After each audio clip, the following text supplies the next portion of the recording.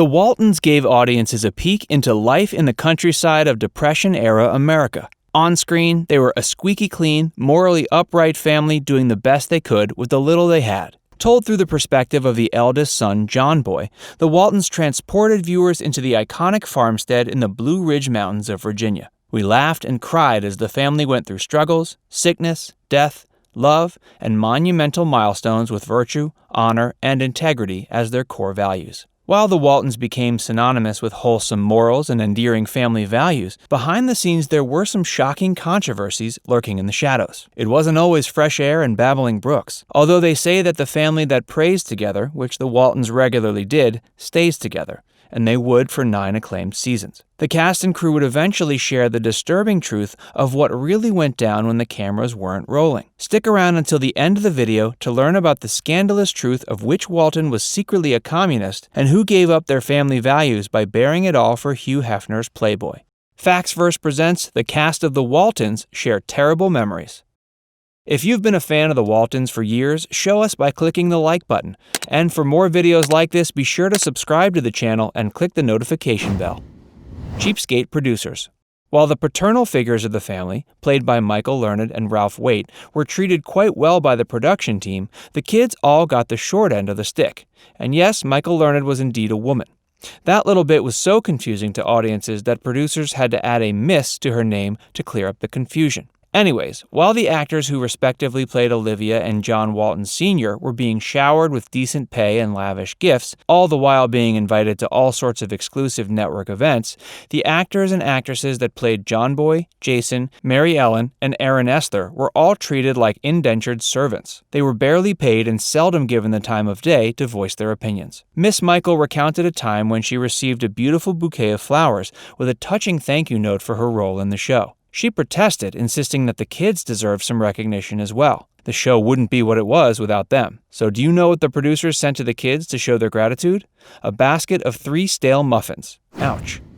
Grandma had a controversial lover. Not so much of a terrible memory as a surprising one. Grandma Walton was always sweet as apple pie on the show. She always had sage advice to give and seemed like the most wholesome, God-fearing member of the bunch. Off the set, though, she was a heavy smoker, known for having quite the sailor mouth. She was a no-nonsense, tough old broad. She would marry a film producer named Francis Corby in 1934, but that marriage was mainly just a cover for her career and reputation's sake. In the 1950s, she would meet her life partner Stella Lucetta. Although to the rest of the world she would be deemed her caretaker or lifelong friend, the truth of the matter is they were lovers, and very committed ones at that. They would be key figures in each other's lives for 45 years before Ellen's passing in 1999.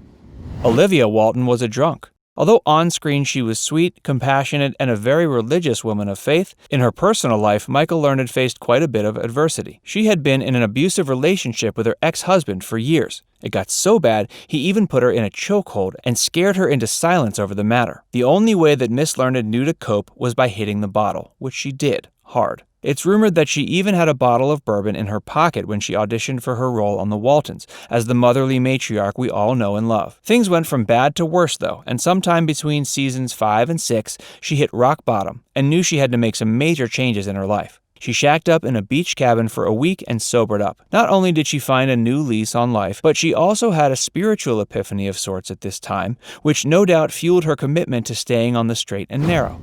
Grandpa was in love with a pedophile. Even though he would later marry just to save face, Will Geer, the actor who played Grandpa Zebulon Walton, also had same-sex relationships. One of these relationships was with a man by the name of Harry Hay. Harry was a key activist in the burgeoning gay rights movement at the time. He was very outspoken and did a lot of good advancing the national discussion on equality. Hay would even credit Geer as being his primary political teacher. The only problem was Harry Hay had one particularly disturbing stance. He was a member of NAMBLA, the National Man-Boy Love Association, an organization that is pro-pedophilia and views it as a sexual orientation. Although this view is extremely controversial and generally condemned by decent people, it makes you wonder if Grandpa shared these views too. We may never know, as Will Geer died in 1978. Grandpa was a communist. Will Gere certainly was not all too unfamiliar with controversy. In 1934, he would embrace Marxism by joining the Communist Party of the United States. His professional life would severely suffer due to his controversial political views. In the 1950s, during the Red Scare, there was a veritable witch hunt going on to track down and demonize all communists and anarchists that were deemed by the government to be un-American and dangerous. Gere was summoned to testify before the House Committee on Un-American Activities to call out by name 8 people that were being accused of being communists. When he refused to do so, he was added to the Hollywood blacklist, a list of people that were unhireable due to their political views and affiliations. This was a time that saw mass panic in regard to anyone that had the faintest sympathies for the Communist Party. If you were so much as associated with a member of the party, you were suspicioned to be in line with the dreaded Marxists to which the Western world had made its boogeyman. Gere would struggle to find work for years to come, only starring in a few small roles before landing his most famous part as Grandpa Zebulon, which revived his career greatly. Mary Ellen Walton and Playboy. In a misguided attempt to distance herself from her Waltons role as the youngest daughter Mary Ellen, actress Judy Norton decided to pose nude for the racy magazine Playboy. She wanted to show readers that she wasn't the little girl they all remember from the farmhouse. She was all grown up now. She figured by embracing sex appeal and reaching out to a mature audience that maybe she would be able to land some new movie roles. Her career had been slumping ever since the Waltons ended at the end of the last decade, and she needed to revitalize her image. The shoot she did in 1985 totally backfired. It didn't land her any new work and would prove to haunt her for decades to come. She said if she'd known that doing the photo shoot for the magazine would still be the focus of interviewers' questions decades after, which it was, she would never have considered it. John Walden Sr. and Olivia Walden were almost a thing in real life. Miss Michael Learned and her on-screen spouse, played by Ralph Waite, had some serious chemistry when the cameras were rolling. So much so they almost got together in real life. Can you imagine what that would have been like? At a certain point, when they both found themselves single, they thought maybe they should give it a go. What's the worst that could happen? Learned would even drive all the way out to Malibu to meet up with Ralph to see if they could hit it off. When it finally came time for them to link up, however, they both looked at each other and changed their minds. We're guessing it would have been just too weird for the fictional couple to pull off a real-life courtship. Olivia humorously speaks of the aftermath following the debacle by quipping, "All of our lovemaking was on screen." CBS had little faith in the Waltons. Even though the show would prove to be a monumental success, CBS didn't have faith in the show's trajectory. They thought the show would bomb, so they put it in a time slot that they fully intended for it to fail in. They were running concurrently with NBC's The Flip Wilson Show and ABC's The Mod Squad, both shows that had stellar ratings and viewership. To CBS's surprise, the Waltons outshined both of these shows in terms of ratings and accolades. The show would also outrun both its competitors, lasting an entire decade on the air in its first run, having multiple reunion films up until the 90s, and remaining in syndication to this day. The world absolutely fell in love with this family who had an endearing appeal that we just couldn't get enough of. Shame on you, CBS, for thinking it would fail. Walton's mountain was a fraud.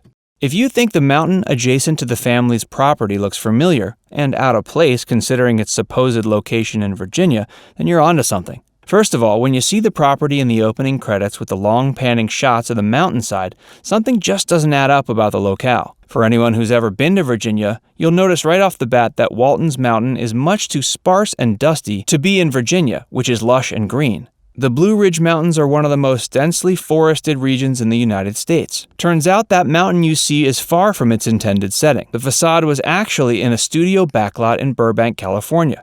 In case you're wondering, those two locations are some 2,300 miles apart. Close enough, right? The show's timeline was wildly inconsistent. For a show that boasted the qualities of honesty and integrity, they sure couldn't get their facts straight. The Waltons is plagued with an endless list of continuity errors and fabrications. The math just doesn't add up. They took as many liberties as they wanted for things like characters' ages, significant dates, and would force the puzzle pieces to fit even when they didn't. A great example of this is when our beloved John Boy is described as being too young to join the armed forces. But if you do a bit of quick mental math, given the other details the show already revealed, you'd find he was 19 years of age at the time. Was he too young, or were the writers just too lazy to fact-check their own timeline? Well, that wraps up our revealing look at what was really going on off-screen on the set of The Waltons. Which scandal do you think was juicier? Grandpa's communist affiliations or controversial love life? Let us know what you think in the comments. And if you enjoyed this video, don't forget to subscribe to Factsverse for more videos like this.